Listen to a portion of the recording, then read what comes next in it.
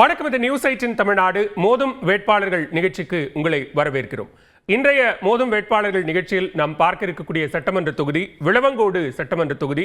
கன்னியாகுமரி மாவட்டத்தினுடைய ஒரு பாரம்பரியம் மிக்க இந்த சட்டமன்ற தொகுதியில் களம் காணக்கூடிய வேட்பாளர்கள் நம்மோடு இணைகிறார்கள். பாரதிய ஜனதா கட்சியின் சார்பில் அந்த தொகுதியில் களம் காணக்கூடிய முன்னாள் சட்டமன்ற உறுப்பினர் திருமிகு விஜயதாரணி நம்மோடு இணைகிறார்.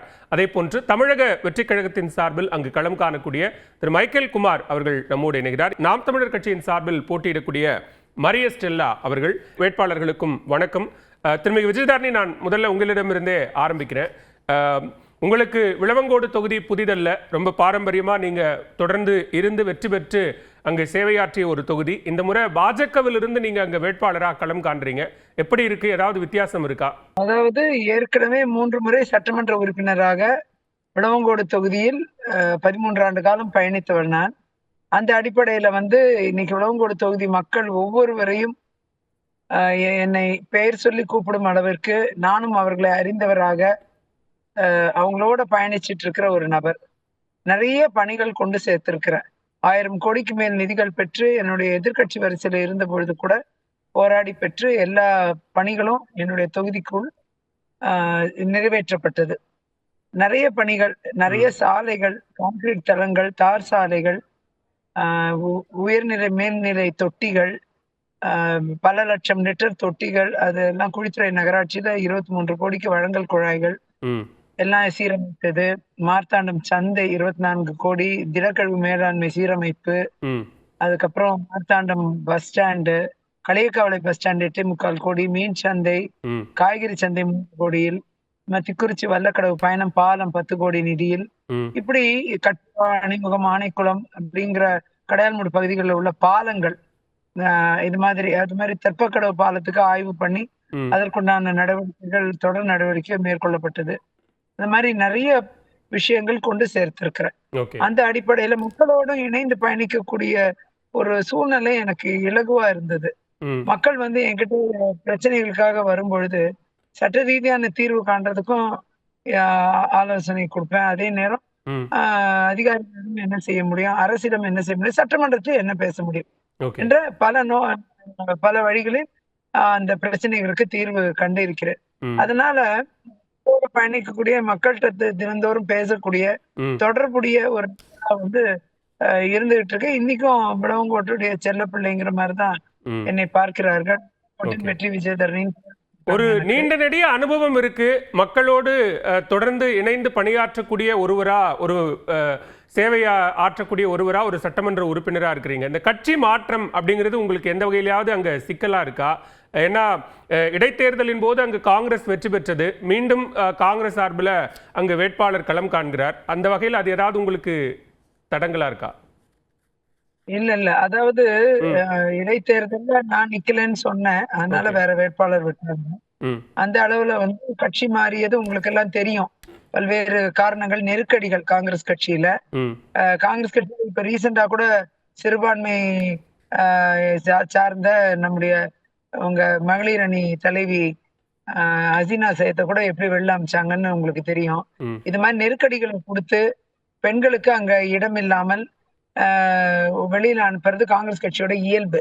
அவர்கள் இதெல்லாம் எதுக்காக செய்யறாங்கன்னா, இது மாதிரி ஒரு விற்பனை பொருளா தொகுதிகளை விற்பது என்பது ஜோதிமணி சொன்ன மாதிரி, ஜோதிமணி எம்பி சொன்னாங்க. அவங்க காங்கிரஸ் கட்சியில் தான் இருக்காங்க. அவங்க சொன்னாங்க இது இந்த மாதிரி விற்பனை ஆகுது. இதைதான் நான் முன்னாடியே சொல்லியிருந்தேன். அந்த அளவுல இப்போ வந்திருக்கிற வேட்பாளர், காங்கிரஸ் வேட்பாளர் ஏற்கனவே விற்பனையாக இந்த சீட்டை வாங்கணும்னு ரொம்ப முயற்சி பண்ணி போன தடவை தோல்வி அடைந்தார். இந்த முறை அது வெற்றி அடைவார் என்பது உறுதி செய்யற இடத்துல என்ன இதுல இருந்து விலக்கக்கூடிய முயற்சியை சதிய செஞ்சது காங்கிரஸ்காரர்கள் மேலிடத்துல. கீழே இருக்கிற அடிக்கட்டு காங்கிரஸ் மக்களை நான் எதுவும் சொல்ல மாட்டேன், தொண்டர்களையோ நிர்வாகிகளோ நான் எதுவும் சொல்ல மாட்டேன். ஆனா அதே நேரம் மேலிடம் இந்த மாதிரி துரோகத்தெல்லாம் செய்து இந்த மாதிரி வேட்பாளர் தொகுதியை விற்பனை பொருளை வித்துட்டாங்க. இப்ப வந்திருக்கிற வேட்பாளர் பாத்தீங்கன்னா ஒரு சாக்கு மூட்டை நிறைய எஃப்ஐஆர் இருக்கக்கூடிய நிறைய கேசஸ், குற்ற வழக்குகள், அதுல ஈடுபட்டவர். பெண்களை அடிச்சிருக்கிறாரு. சிறுபான்மை மேல வழக்குகள் தொடர்ந்து கிரைம் கேசஸ் போட்டு அவர் கைது செய்யப்பட்டு ஆர்டர் வாங்கினவர் பொது அறிவிப்பு, அந்த கைது ஆர்டர் வாங்கினது மட்டும் கிடையாது, அதை வெளியிட்டு பொது அறிவிப்பு கொடுத்தாரு, பப்ளிக் நோட்டீஸ். ஓகே. நார்மலா சாதாரண கேசஸ்ல இல்ல எவ்வளவு பெரிய சென்சிட்டிவ் கேசஸ்லயும் இந்த மாதிரி பப்ளிக் நோட்டீஸ்லாம் நம்ம யாரும் அட்வொகேட்ஸ் தான். நானும் அட்வொகேட் தான், மைக்கேல் அவர்களும் அட்வொகேட் தான். எங்களுக்கு நல்லா தெரியும் இந்த மாதிரி பப்ளிக் நோட்டீஸ் வந்து எவ்வளவு பெரிய கேசஸ்லயும் கொடுக்க மாட்டோம். ஆனா அதை பப்ளிக் நோட்டீஸ் கொடுத்து ரொம்ப ஆர்சி பிஷப்பை ரொம்ப அவமானப்படுத்தி ரொம்ப சிரமத்துக்கு உள்ளாக்குனாரு. அது மட்டும் இல்ல, சிஎஸ்ஐ நிறைய பேர் தகுதி நீக்கம் செஞ்சு ஒரு சிஎஸ்ஐ கேரளா பேசிஸ்ல மெம்பர், அவர் கேரளாவை சார்ந்தவர், தமிழ்நாடு சார்ந்தவரே கிடையாது. அப்படிப்பட்ட இடத்துல ஒரு வேட்பாளர் தான் காங்கிரஸ் கொடுத்திருக்காங்க.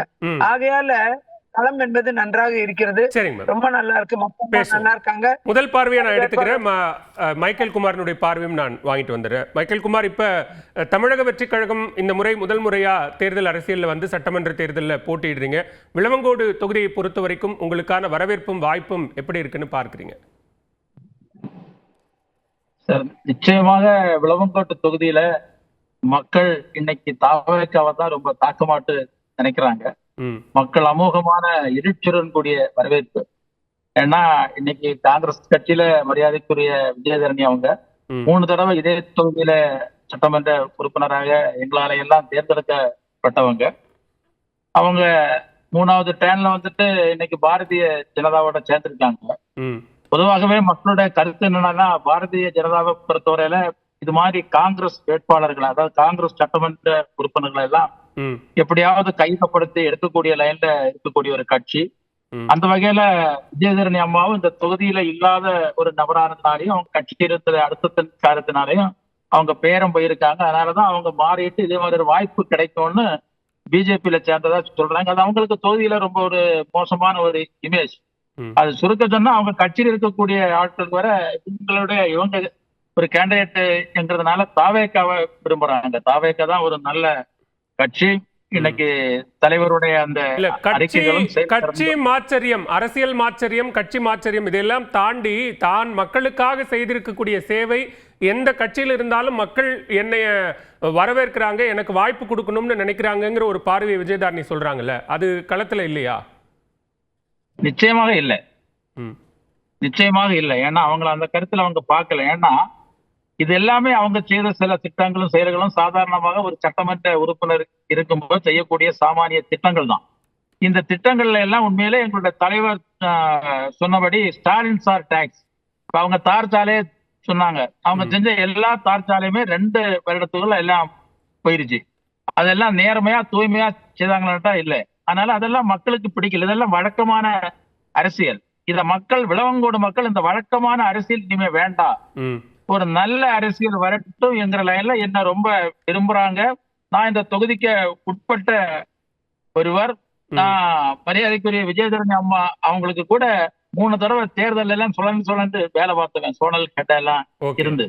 இன்னைக்கு மக்கள் என்ன தொகுதியில் உள்ள ஒரு நபர், நான் அந்த தொகுதிக்காக பல போராட்டங்களை முன்னெடுத்தவன், பல கட்சியில இருந்து பல விஷயங்களை சொன்னவன், எனக்கு நீண்ட கால அரசியல் அனுபவம் உண்டு, 35 வருட கால அரசியல். கன்னியாகுமரி மாவட்டமே தேசிய கட்சிகளுக்கான ஒரு மாவட்டம். அங்கு பாஜக அல்லது காங்கிரஸ் அல்லது பாஜக அப்படின்னு மாறி மாறி பெரும்பான்மையான தொகுதிகளில் வெற்றி பெறக்கூடிய ஒரு சூழல் இருக்கு அப்படின்னு சொல்லும்போது, தமிழக வெற்றி கழகம் புதுசா வரீங்க, ஏற்கனவே நாம் தமிழர் கட்சி இருக்கு, இப்ப 4வது ஒரு போட்டியாக அங்க தமிழக வெற்றி கழகம் வரும்போது அதை தாண்டிய ஒரு வாய்ப்பு உங்களுக்கு இருக்கு அப்படின்னு நீங்க நம்புறீங்களா? நிச்சயமாக. நீங்க பாத்தீங்கன்னா விளவங்கோடு தொகுதி கூட இல்ல, இன்னைக்கு கிள்ளியூர், குளச்சல், இதை தாண்டி பத்மநாபரம் தொகுதிகள் எல்லாம் வெற்றி பெறக்கூடிய சூழ்நிலை. நாங்க களத்துல இருக்கிறோம், 300 பூத்திலையும் போய் இறங்கி வேலை பார்க்கிறோம். மக்களுடைய எழுச்சி, மக்கள் ஒரு மாற்றத்தை விரும்புறாங்க. ஏன் விரும்புறாங்கன்னா, இந்த கட்சிகள் எல்லாம் ஆட்சி செய்து வழக்கமான அரசியல், மக்களுக்கு என்ற எந்த ஒரு மக்கள் நல பயன்களும் இல்லை. அதனால மாற்றத்தை விரும்புறாங்க. அது ஒரு சரியான நேரத்துல ஒரு நல்ல தலைவர் வந்திருக்கிறார். அவருடைய அந்த சட்டங்களும் எல்லாம் உண்மையிலேயே மக்கள் ரொம்ப விரும்புறாங்க. மக்கள் மாற்றத்தை விரும்புறாங்க. இவங்களெல்லாம் ஏத்துக்கிறதுக்கு மக்கள் தயாராக இல்லை, களத்திலே இவங்க எல்லாம் இல்லை.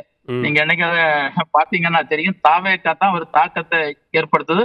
நிச்சயமாக நம்ம தலைவர் தான் அதுல சிஎம், எந்த மாற்று கருத்துல. விளவங்கோடு சட்டமன்ற தொகுதி one of the constituency. Okay, பேசுவோம். திருமதி விஜயதாரணி, இங்க சட்டமன்ற உறுப்பினராக செய்யக்கூடிய பணிகள் அப்படிங்கறத தாண்டி தேசிய கட்சிகளால தொகுதி வளர்ச்சி அப்படிங்கிற ஒன்று இல்லை, எனவே எங்களுக்கான வாய்ப்பு இருக்குங்கிறாரு மைக்கேல். அப்படி பாக்குறீங்களா? அதாவது சட்டமன்ற உறுப்பினராக இருந்தா கூட எதிர்கட்சி வரிசையில உட்கார்ந்து இருந்தா கூட பல்வேறு விஷயங்களை கொண்டு சேர்ப்பதில் திறமை வேண்டும். அதை கொண்டு சேர்த்த நபர்களில் நானும் ஒருவர். அந்த அடிப்படையில தமிழ்நாட்டிலே விரல் விட்டு எண்ணக்கூடிய ஒரு சில சட்டமன்ற உறுப்பினர்கள் நான் ஒருவர். நிறைய விஷயங்கள் 4A சட்ட திருத்தம் கொண்டு வந்தது, சூழியல் பாதுகாப்பு 0 கிலோமீட்டர் நிர்ணயிக்க முயற்சி எடுப்பது, நெய்யார் இடதுகரை கால்வாயில் தண்ணீர் கொண்டு வர வழக்கு தொடர்ந்தது.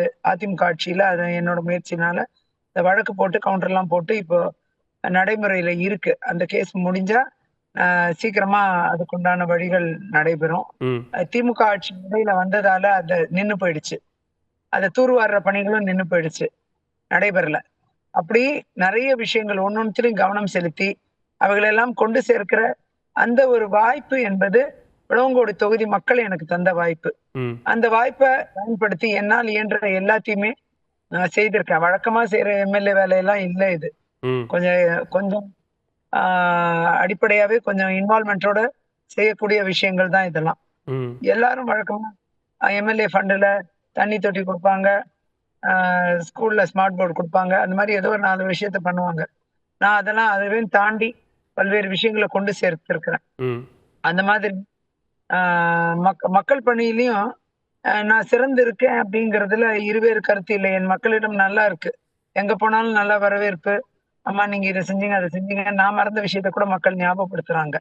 அதெல்லாம் என் பிள்ளைக்கு சீட் வாங்கி கொடுத்தீங்க, வேலை வாங்கி கொடுத்தீங்க, அந்த மாதிரி நிறைய விஷயங்களை மக்கள் தானாக வந்து சொல்றாங்க. அப்போ ஒரு வேட்பாளரை பத்தி நாம வந்து மோசமா சொல்ல வேண்டியதில்லை. நான் வந்து சகோதரரை பத்தி மோசமா சொல்ல மாட்டேன். அதெல்லாம் எதுவுமே. அவரும் ஒரு வேட்பாளர், களம் காண்கிறார். அவங்களுக்கு வந்து என்ன ஒண்ணு, அவங்கள்ட்ட ஒரே ஒரு மைனஸ் என்னன்னா, அவங்களுக்கு ஒரு சரியான கூட்டணிகள் அமைய பெறல. அதனால அவங்க வந்து ஆட்சிக்கு வராத கட்சி, ஆட்சிக்கு வர முடியாத கட்சிக்கு வாக்களித்து வாக்குகளை வீணடிச்சிடக்கூடாது. அதனால ஆட்சிக்கு வரக்கூடிய கட்சிகளுக்கு தான் வாக்களிச்சா அது ஒரு ஆளுங்கட்சி தொகுதியா மாறும். தேசிய ஜனநாயக கூட்டணி வெற்றி பெற்று அதிமுக தலைமையிலான ஆட்சி அமைவதற்கான சாத்தியக்கூறுகள் 100% தென்படுகிறது. கருத்து கணிப்புகளும் அதே தான் சொன்னது. அந்த இடத்துல வந்து விளவங்கோடு தொகுதி என்பது ஒரு ஆளுங்கட்சி தொகுதியாக மாறக்கூடிய வாய்ப்பு என்னை தேர்ந்தெடுக்கும் பட்சத்துல ஏற்படும். அதே போல மத்திய மாநில அரசுகள் டபுள் இன்ஜின் சர்க்கார் என்று சொல்லக்கூடிய இரட்டை இன்ஜின் சர்க்கார் அமைய பெறும். அப்படி அமையும் பொழுது மத்தியிலிருந்தும் நிதிகள் பெற்று மாநிலத்திலிருந்தும் நிதிகள் பெற்று திட்டங்களை எல்லாம் கொண்டு சேர்க்கிறதுல இன்னும் வலிமையாக என்னை போன்றவர்களுக்கு செயல்பட வாய்ப்பு இருக்கிறது. ஆகையால் விளவங்கோடு தொகுதி ஒரு ஸ்பெஷல் கான்ஸ்டிடுவன்சியா மாறும். இன்னுமே அதுக்கு வந்து முக்கியத்துவம் கொடுக்க வரக்கூடிய அளவுக்கு இருக்கும். நீங்க எனக்கு நான் சட்டமன்ற உறுப்பினர் ஆன பிறகு நீங்க அதிகமா குரல் கொடுக்கக்கூடிய நபர் சட்டமன்றத்திலும் உள்ளேயும் வெளியேயும் அண்ட் ஊடகங்கள்லயும் நிறைய குரல் கொடுக்கக்கூடிய ஒரு நபரா இருந்ததுனால விளவங்கோடு தொகுதி ஒரு முக்கியத்துவம் பெறக்கூடிய தொகுதியாக மாறுச்சு. அதனாலேயே நிறைய திட்டங்களை கொண்டு சேர்க்க முடிந்தது. அதெல்லாம் வந்து ஒரு பெருசா நான் பார்க்கிறேன். தாவேக்காங்கிற புதிய கட்சி வர்றத நாமெல்லாம் வேண்டாம்னு சொல்றது இல்ல. ஆனா அதே நேரம் அந்த கட்சியால் ஆட்சி அமைக்க முடியுமான்னு கேட்ட முடியாது, நடக்காத காரியம். அந்த விதத்துல அவங்களுக்கு வந்து அதுக்குண்டான மைனஸ் இருக்கு இல்லையா? அதனால ஓட்டுகள் போட்டு மக்கள் வந்து வாக்குகளை வீணடிச்சிடக் கூடாதுங்கிறது தொடர் பிரச்சாரமா இருந்து வருகிறது. ஆனா காங்கிரஸ் ஏன் நம்ம தாவேக்கா பேசலைங்கிறது எனக்கு ஆச்சரியமா இருக்கு. அந்த இடத்துல அவங்க பேசணும். காங்கிரஸ் கேண்டிடேட்டுக்கு இங்க வந்து நிறைய பணங்களை கொடுக்கறாங்க, நிறைய நிறைய செலவிடுறாங்க. ஆனா தேர்தல் ஆணையத்திலிருந்து எந்த நடவடிக்கையும் இல்ல இது வரைக்கும். மைக்கேல் கிட்டே நம்ம கேட்போம், என்ன அவங்க என்ன செய்ய போறாங்க அப்படிங்கறதையும். அவரோட பார்வை என்ன, காங்கிரஸ் கேண்டிடேட்டை பத்தி ஏன் இவங்க பேச மறுக்கிறாங்க? அதனால இவங்களுக்கும் நடுவில் தேசிய தொடர்பு இருக்கா அப்படிங்கிற கேள்வி இருக்கு. சரி, ஓகே. திரு மைக்கேல் குமார், அந்த கேள்விக்கும் நீங்க பதில் சொல்லுங்க. அதே நேரத்துல கல்வி, சுகாதாரம், விவசாயம், குடிநீர், மழைக்காலங்களில் ஏற்படுற சேதம்னு நிறைய சிக்கல்களும் இருக்கத்தான் செய்து, அதுக்கு நாங்க வெற்றி பெற்றா இதையெல்லாம் நிறைவேற்றி தருவோம்னு என்ன வாக்குறுதிகளை முன்வைக்கிறீங்க? கண்டிப்பா வாக்குறுதிகள்னா வெறும் வாக்குறுதிகளோட கிடையாது, உண்மையில நாங்க நிறைவேற்றுவோம். இப்ப அம்மா என்ன சொன்னாங்கன்னா, மரியாதைக்குரிய பாரதிய ஜனதா கட்சியோட வேட்பாளர் அவங்க அவருடைய 2ஆம் கட்ட தலைவர்கள் எல்லாம், மாநில தலைவர்கள் எல்லாம் இன்னைக்கு காசுக்கு விலை போயிருக்காங்க. என்ன சொல்லியிருக்காருன்னா, கேரளாவில சமீபத்தில் நடந்த எலெக்ஷன்ல ஒரு 4 சீட்டை நான் காங்கிரஸ் வின் பண்ண வைப்பேன், அதனால எனக்கு நீங்க ஒரு சீட்டு கொடுங்க. நிச்சயமா இவர் எந்த தளத்திலையும் களத்திலையும் சாதாரண ஒரு தொண்டனாக கூட இந்த தொகுதியில நாங்க பார்த்தது இல்ல, எந்த காங்கிரஸ் கட்சியை சார்ந்தவர்களும் பார்த்தது இல்ல. திடீர்னு சீட்டு அறிவிக்கப்பட்டு வராங்க. பிசினஸ் மக்கள் பிசினஸ் களத்துல பாக்குறாங்க. இன்னைக்கு உண்மையான கள நிலவரம் என்னன்னா, இன்னைக்கு வழக்கமா இருக்கக்கூடிய காங்கிரஸ் 3வது இடத்துக்கு தள்ளப்பட்டு விஜயதரணி மேடம் 2வது இடத்துல வராங்க. எங்களுக்கு அவங்களுக்கு மார்ஜின்ங்கிறது அட் பிரசன்ட்ல 25% மேல மார்ஜின். முதல் இடத்துல என்ன கேக்குறாங்கன்னா, தாவேகா காங்கிரஸ் வேட்பாளர்கள் குறித்து களத்துல பேச மாட்டேங்கிறாங்க, அவங்களுக்குள்ள ஏதாவது ஒரு ரகசிய உறவு இருக்கா அப்படின்னு கேக்குறாங்க. அதெல்லாம் சுத்த போய் அவங்க அரசியலுக்காக எடுக்கக்கூடிய ஒரு டெக்னிக்கல், அந்த ஸ்ட்ராட்டஜி எல்லாம் அது விலவங்கூடல எடுபடாது.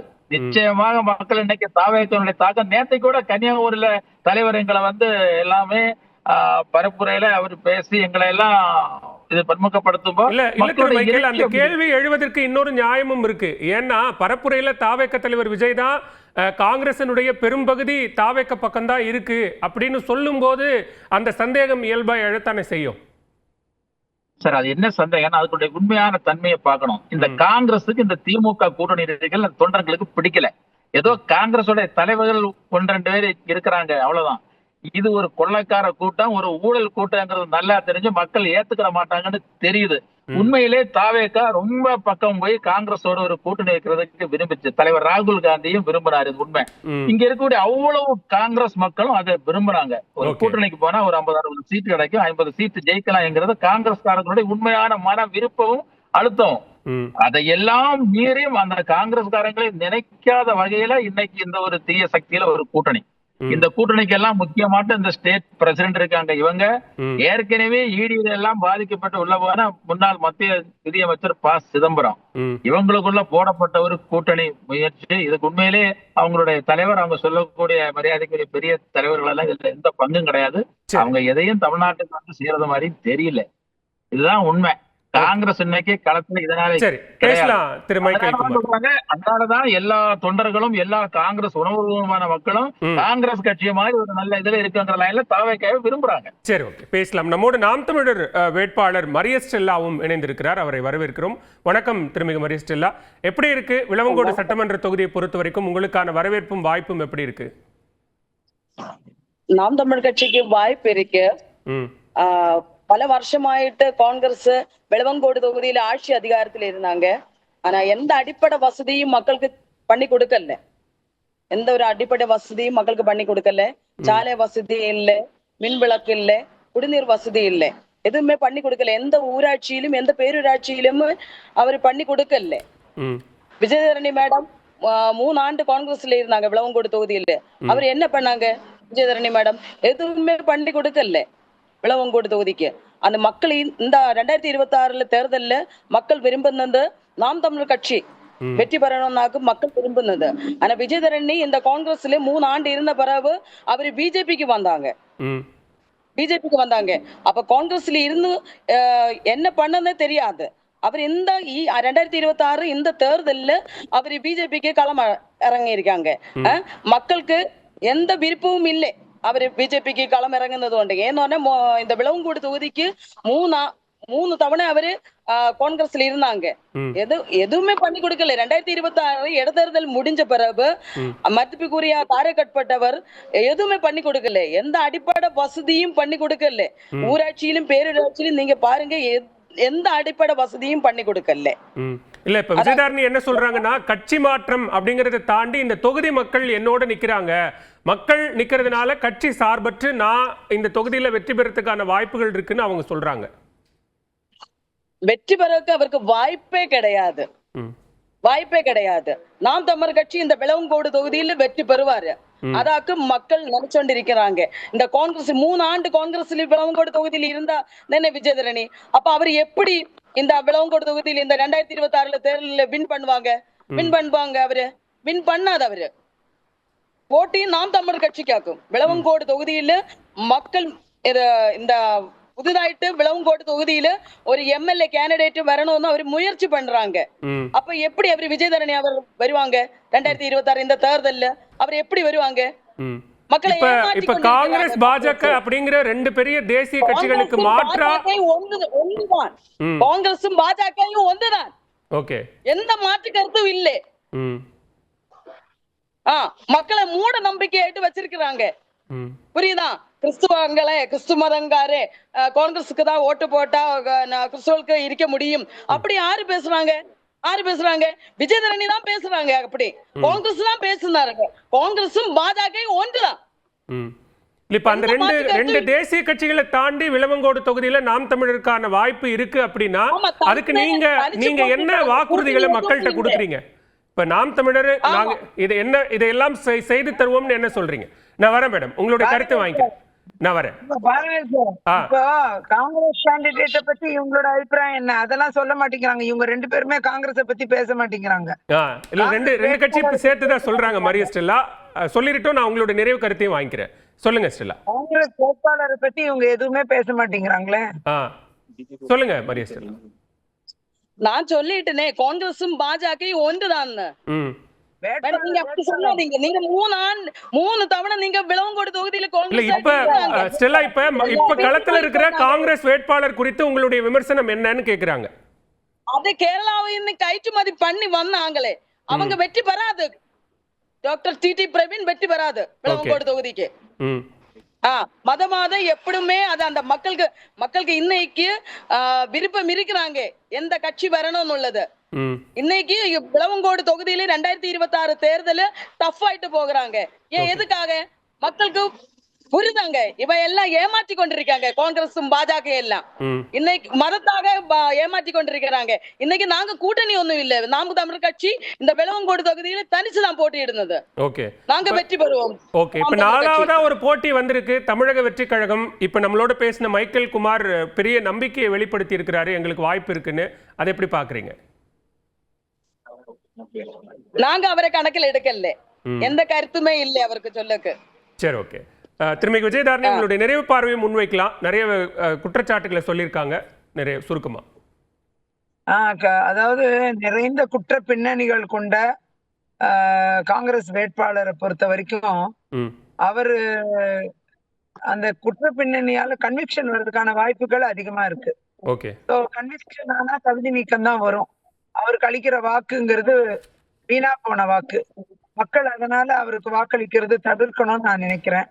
அதே நேரம் பிற கட்சிகள் எல்லாம் ஆட்சிக்கு வர முடியாத கட்சிகள் களத்தில் இருக்கிறார்கள்.